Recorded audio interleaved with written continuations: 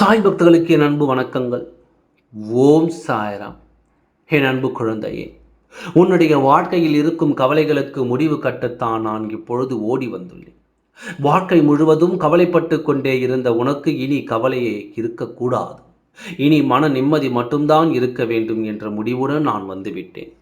இதுவரை நீ அதிகமான கஷ்டங்களை சந்தித்ததால் இதுவரை ஒரு முறை கூட நல்ல விஷயங்களை நீ சந்திப்பதே இல்லை. இதுவரை அனைத்துமே நீ இதுவரைக்கும் உன் வாழ்க்கையில் பார்த்த வரைக்கும் விவரம் தெரிந்ததிலிருந்து எந்த ஒரு சந்தோஷத்தையும் நீ சந்திக்கவில்லை.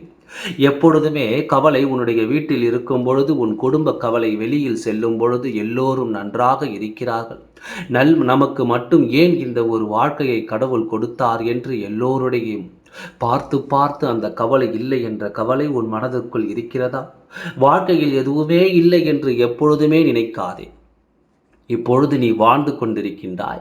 இந்த நொடி உனக்காக நான் உருவாக்கி வைத்து இப்பொழுது நான் பேசும் பேச்சை கேட்டுக்கொண்டிருக்கின்றாய் என்றால் இதுவும் நான் உனக்காக உருவாக்கி வைத்திருப்பது தான்.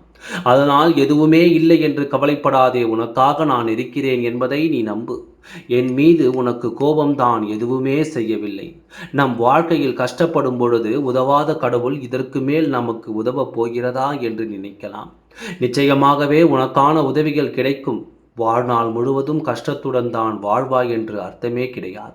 உன் இஷ்டப்படியும் வாழ்க்கையில் நீ வாழ்வாய்.